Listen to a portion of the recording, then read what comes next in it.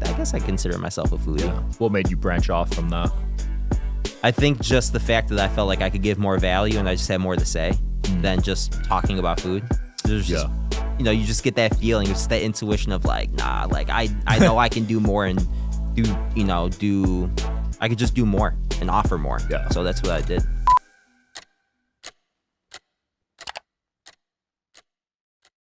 All right, guys, got Daniel Leo on today, one of the top Vegas influencers. Thanks for coming on, man. Thank you, man. Yeah, Thanks for having me. Yeah, I've been seeing your content for years, but lately you've really been blowing up, right? Yeah, thank you, man. Non-stop views. Do you know how many views you're getting on a monthly basis right now? Anywhere between 8 to 12 million per month right now. That's really impressive because there's only 2 million people that live in Vegas. Yeah, so it's good. So you're hitting pretty much everyone that lives here. Yeah. How do you, I guess, center your content? Is there like a schedule or do you plan out where you're going to go? No, not too much ahead of time. I think it's really off the cuff.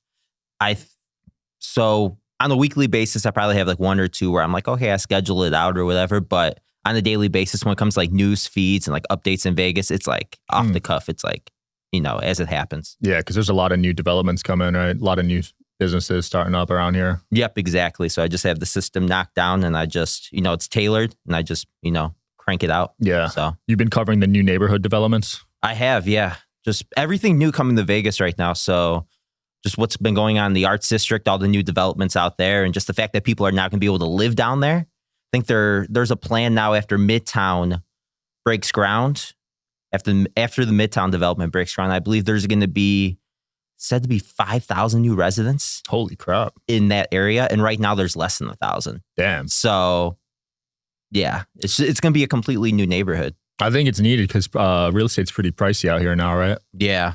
Compared to how it used to be, at least. Yeah, it's kind of a natural transition. I think you just have more of a downtown core now, more than ever. You've got the neighborhoods like Symphony Park popping up. That's like what I called like Brickell. It's like Vegas's version, I guess you would say, of Brickell. A little bit more boutique than the Brickell. And it's all centered around like music instruments and like classical music. So That's like cool. in terms of the theming, so you have like Cello Tower. You've got the art museum down there. You've got, you know, it's just a very tailored, posh feeling neighborhood. Yeah. You kind of see where it's going. Like if you go down there right now, you could kind of get the vibe, but what it's going to be in like 5 to 10 years, it's going to be completely different than you imagine. I could see that. Yeah. I've been to some museums out there, actually. Yeah. I went to the haunted one. Have you been to that one? Oh, the Haunted Museum? Yeah, that's over by the Arts District. But yeah, I've done that. The Zach Bagans one. Yeah. Dude, someone followed me after there. Are you serious? Yeah. So I went it's crazy. So I went during COVID. Yeah. Well, not during COVID, before COVID. Because at the time I was working on the Strip. And I was working as a food runner. And I remember I went to the museum like whatever it was a few nights before. After I started getting this fucking anxiety feeling out of nowhere. Just like hits me out of nowhere. I was having a great day. And I'm like, fuck, like felt choked up. And I'm like, and it popped in my head right away. I went to that damn museum and I got a glimpse of whatever that doll was in there. There was a lot of weird stuff in there. Yeah, I haven't been in there since then, but whatever it was, because there's that one part you're not supposed to look at. You're supposed to close your eyes. Was that the doll? I think it was the doll. Yeah. And I went twice. So the first time I went on shrooms. Terrible idea. Fuck, bro. Yeah, terrible idea. I don't know what followed me home, but weird stuff was happening. And then I went last week, but I brought my psychic this time. Yeah. To kind of protect me. She said that place was just riddled with spirits and hauntings. It feels real as fuck when you walk in there. Like, like have you ever been to like a haunted museum or like something like a little sketchy like they're like, okay, it's like, you know, it is what it is. But when you go into there, it's like, I mean, you kind of in the shit. You feel it in your body. Like certain rooms you walk in, your chest tightens up. Yeah, like you're really in the shit. Yeah. So shout out to that museum. I also went to the Mob Museum. I don't know what that is, but that was a fun one. Have you been there? Yeah, Mob Museum's really cool. Yeah. I'm fascinated with the Mob. So yeah, super underrated too in terms of a museum and the layout. I think it gets. We know the Mob Museum if you've been there, and people that go, they kind of know. But I think just from an outsider looking in that's never been there, you kind of underestimate because it's just in that building. But it's really fucking cool. Yeah. What's your favorite museum in Vegas? I like the Titanic one too. The Titanic one's cool. I don't know. I mean, the Discovery Kids Museum is actually pretty cool. We used to bring the kid over there. I haven't seen that one yet. Yeah, that's in Symphony Park. Okay. So that's really cool. It's kind of like one of the anchors for that neighborhood right now. So that's what I love about Vegas, though. People just assume it's about parties, but there's a lot to do here. There's museums, there's other activities. I did puppy yoga yesterday. That's fucking insane. Yeah. So it's just where was that at? It was in the hood. I don't know. In the hood? Yeah. I don't remember the street, but it was in the hood. I pulled up. I'm like kind of feeling safe being here. But as soon as you get in, it's fine. Just a bunch of yoga mats. There's like 10 puppies running around. Mm-hmm. And it's a brilliant business model because not only are you paying to do the yoga, but they upsell you with the puppies. Wow. So you can adopt a puppy after the class, but it's brilliant because you form a bond with them during the class. Yeah. Because it's like an hour yoga class. So by the end of the class, 2 people adopted dogs that I was there, and it's $1,000. That's crazy. And we got one as well.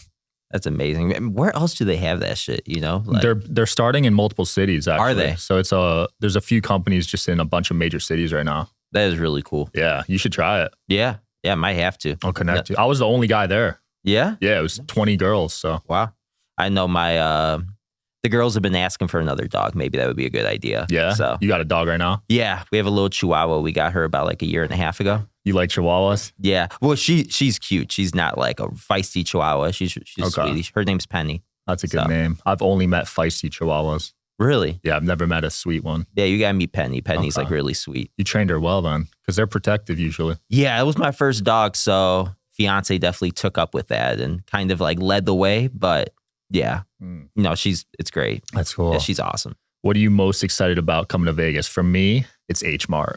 HMart is going to be fucking dope. I'm stoked. It's like years in the making too. I feel like people have been asking for that since I moved here, basically. It's like, there's been rumors for years. Yeah. It's finally coming though. April 26th or something, right? I believe it's April 26th. Yeah. Yeah. So I have to check the date again, but yeah. 1 week and I might be there opening day. Yeah. I might have to. Shit. It'll be packed. So maybe I'll wait a day, but. Yeah. I'm excited for Aldi too. Aldi will be pretty cool. Aldi's, they're from Florida, right?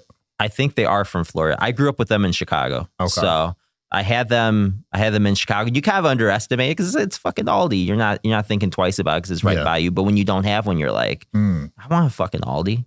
What are they known for? What's good there? It's like I believe it's like German grocery. So it's kind of like a Trader Joe's. Okay.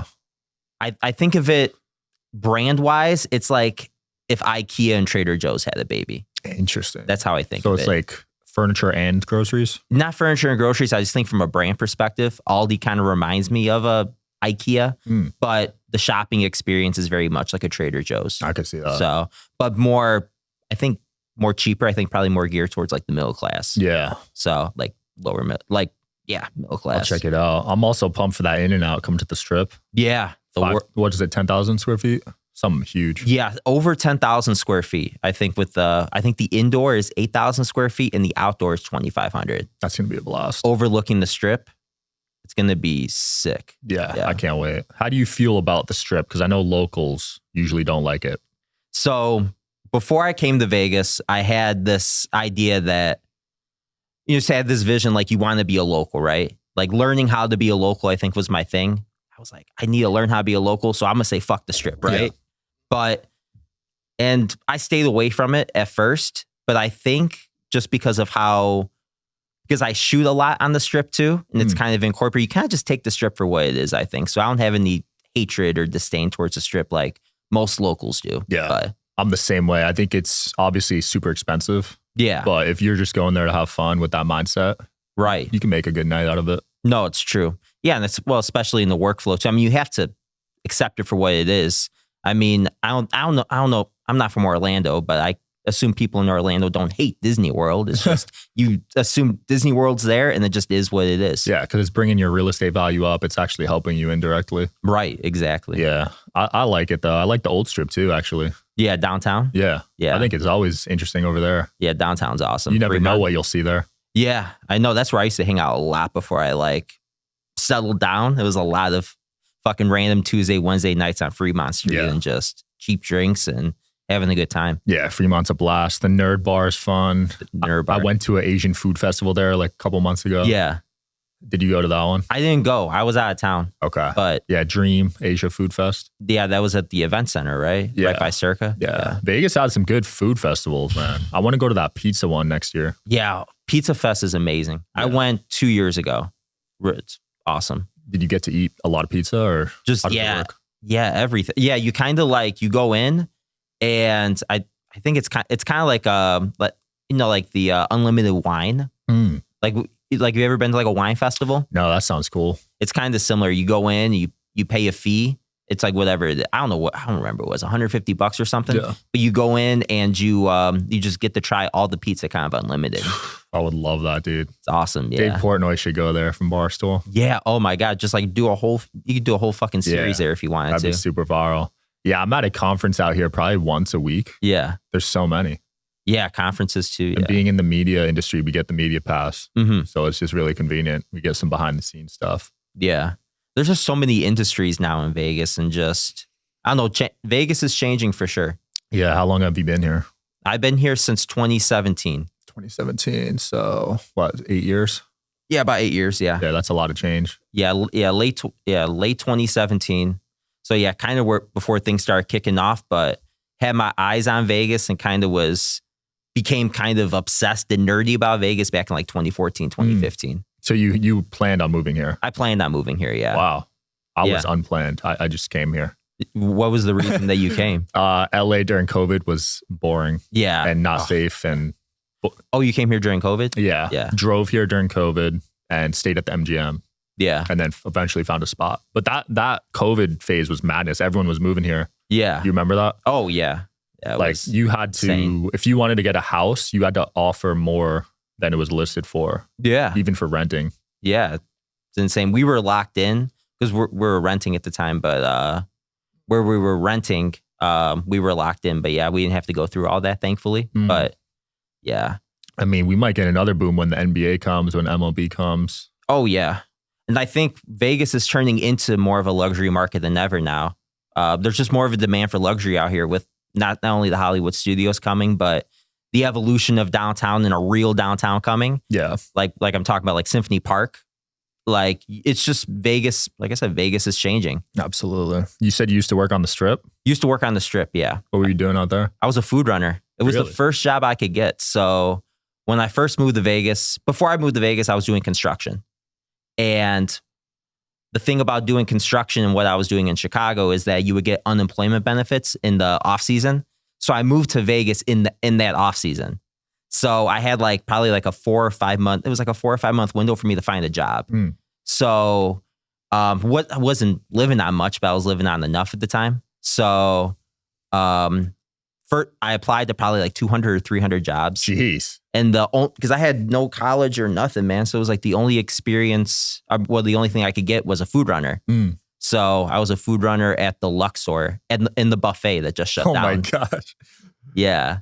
That's humble beginnings. Yeah. Let's say that. Yeah. At the Luxor. Yeah. Actually, the Luxor was the first hotel I ever stayed in Vegas. No shit. And I thought it was insane. Yeah. When I was I think I was 21. Yeah. I was like, this is crazy. But now that I live here, I realize it's one of the lower end hotels. Yeah. You know?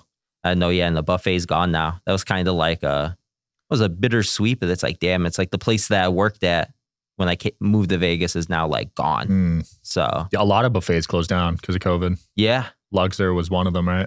No, Luxor just closed down. Oh, it just closed down. Yeah, maybe 2 weeks ago. Oh, wow. I wonder it lasted. That's crazy. It's just a loss leader. So buffets are loss leaders at this point. Really? So, yeah. So you think the Wynn and the Caesars buffet, they're loss leaders? Because those buffets are packed. They're maybe not, maybe a few. I think it's a tradition in Vegas to think, from the executive level, it's a loss leader. So I think I would say maybe the lower end buffets, but the higher end buffets, I'm sure they turned something. Yeah. So. Dude, Bacchanal and the Wynn one is really good too. Yeah. I have to look. I'm not sure. That's interesting though. Yeah. So I used to love buffets. So Vegas was the perfect spot for that. Yeah. The Aria buffet was fucking great too. Aria buffet. Is that still open? No, it's gone. It's now a food hall, I think now, but that's a really underrated buffet. I never tried that one. It was good. It wasn't as good as a Bacchanal or a Wynn, but it's kind of that next tier down. Yeah. So it seems like there's a food hall emergence too going on. Yeah. What's your favorite food hall? Oh, that's tough. There's an Asian one at Cheongdam or something. Yeah. Yeah, that one's pretty good.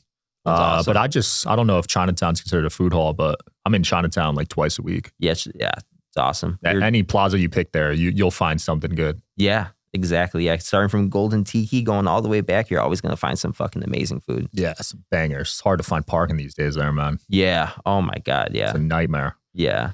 But what's your favorite food hall? Probably a Durango. I just really love I think I'm a sucker for the aesthetic and the layout of what they did at Durango, but one's good. It's good though. Yeah. You got Irv's, you got Prince Street. Is that Durango? Or that's Durango. Irv's, Prince Street.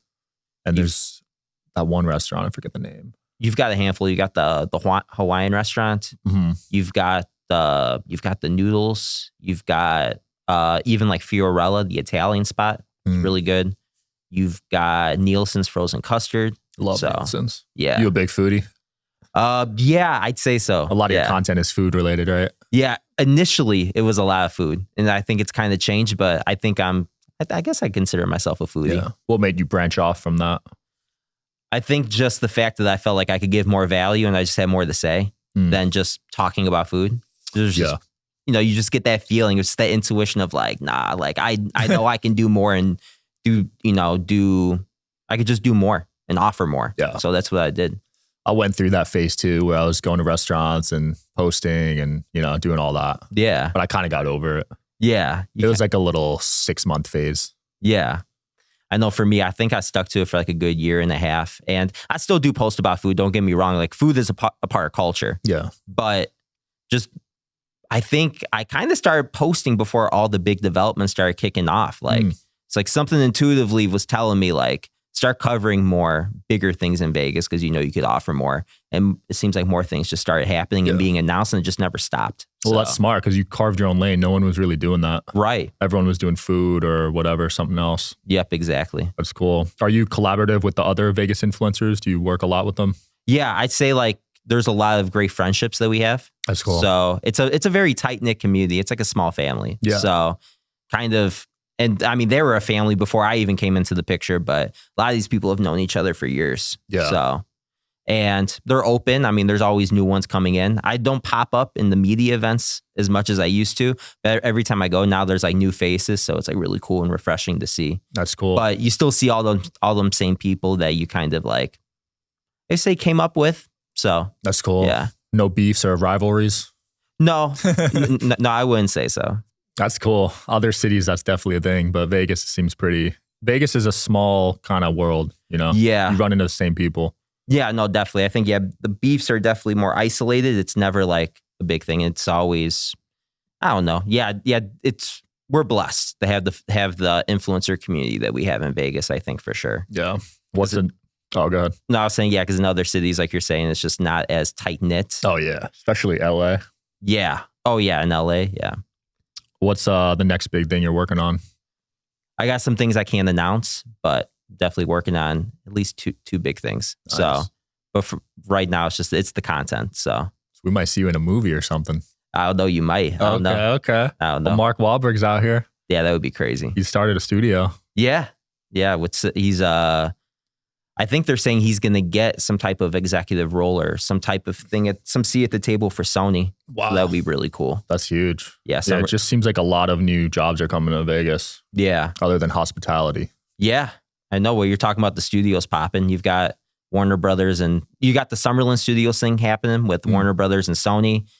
Now you have, I just covered it. The independent one that's going to come now. That's going to be kind of intertwined with UNLV. So I didn't see that one. Yeah, I just covered it. So MBS Group, it's like I think the world's largest, like I don't know if it's the world's largest or the like biggest global operator for movie studios and film studios, is now going to come to Vegas and work on the project that was going to be the Warner studio. Okay. So Warner jumped off and joined with Sony, and now this other one's coming in to work with Berkshire on the independent studio. Nice. So there's gonna be a lot of technological innovation there. It's gonna be different. It's gonna be more geared towards, I think, more geared towards the locals, more geared towards the independents, more geared towards like building a foundation than bringing in the big A-list celebrities.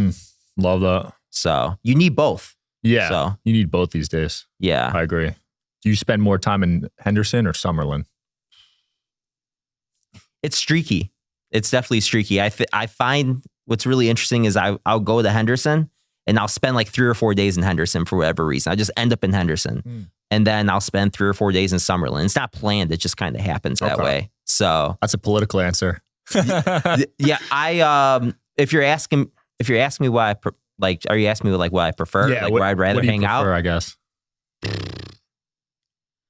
That's so fucking tough because I really like the higher end areas of Henderson. I love like Seven Hills and Dragon Ridge and McDonald Ranch and all that. But then downtown Summerlin is really cool at the same time, and just what's going on in downtown, what's going on to build Summerlin's really cool. Tivoli Village is pretty cool. Yeah, Tivoli's awesome. Yeah, that's tough. I lean towards Summerlin. I might be biased since I live there. Yeah. But I lived in Henderson before, and I went to probably every single restaurant on Southeastern you could think of, and I just got bored. Yeah. Literally every single restaurant multiple times. Yeah. Well, in the Southwest over there, too, there's a lot of really good restaurants that have been popping up over the last few years. Oh, yeah. It's like a big, they're calling that like Chinatown 2.0 right there. Really? Off of like 215 in Eastern. Damn. I got to check that out. Yeah. You have you've been over there probably, but all the, I'm trying to think. There's a lot of really good Asian restaurants over there. Maybe, is that where the boba spot is and the fish dessert spot? Yeah. Okay. Somi and all that. Like that whole plaza and that. Okay. So yeah, I've been there. Yeah, there's a curry spot there. Yeah. Hot and Juicy's there. Yep. Hot and Juicy is damn good. Dude, yeah.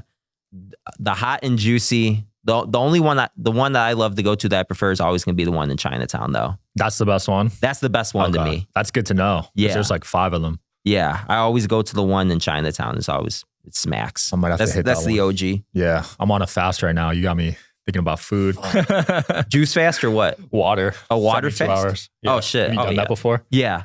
I've done, the longest fast I did was a 15-day juice fast. Holy crap. Yeah, just green and red juice, like on and off. How many pounds did you lose? Lost 10. Okay. Yeah. It's pretty good. Between 10 and 12. And I kept it off too, so I was happy with that. That's real good. 15 days is no joke. Dude, yeah. What was the toughest part of it? Was it the first few days or did you kind of... It was the first few days, I think, like the first 2 days. Yeah. And then by the third, I think just you get bored after like the 7th day. You're just like, okay, I want to fucking taste some food now, you know? It's food is more than just food. It's like an experience. It's like fun. Right. When you're with people. Yeah. But you're purging out that's the thing about fasting too, is like you're like that need or craving for food. And that boredom is also you purging out just all that fucking bullshit that you had in your system. So absolutely. So you're big on health. Definitely grown more into it now. I think it just balances me out with everything going on. I think being a foodie kind of cranked it up to me more. And I'm like, damn, I got to balance it out a little bit. I got to. No seed oils. No seed oils. Yeah. I mean, yeah, we have a big thing in our house too. Like me and the girls, we always like watch the labels. So yeah, you have to these days. Yeah. Yeah, we do our best, right? So I will say Vegas needs another good gym because I go to Lifetime. Yeah. And it's packed, dude. You're waiting on machines. Yeah. At both locations. Yeah. I know. I go to LVAC right now, which has been fine for me, but I used to go there and that one was packed too. Yeah. I know. It depends on what time you go. The one on Southeastern? Oh my gosh. Oh yeah. Oh, that one gets fucking packed. I quit after a month. Yeah. Yeah. I usually go to the one either on Sahara or Flamingo because I hoop a lot too. So they got hoops there? No, I hoop at Tarkanian sometimes. Oh, okay. So you got to hit me up. Yeah, dude. I love balling. Yeah, I'm there like probably 3 days a week. Okay. Are you in the league there or just playing pickup? No, I just do pickup. I used to do the leagues, but I think just with my schedule, it's hard to like stay good to a league. Yeah, yeah. Well, hit me up, man. I'm 10 minutes from there. I'll play. Yeah, for sure. I'm in the Lifetime leagues. Oh, yeah? Yeah. Basketball is important for me. Yeah. I know it balances everything out.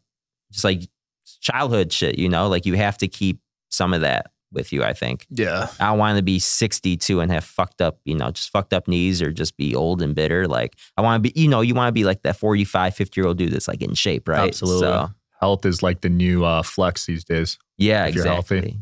Oh, yeah. Like that to me it shows a lot about someone if they're in really good shape. Yeah. Yeah, I like working with people like that. Yeah. Well, dude, where can people find you and keep up with you? On Instagram or TikTok. Well, Instagram, TikTok, YouTube, all platforms, Facebook. It's Daniel.Leo. So perfect. At it's Daniel.Leo. We'll link it below. Thanks for coming on, Daniel. Thank you, man. Yup. Check them out, guys. See you next time.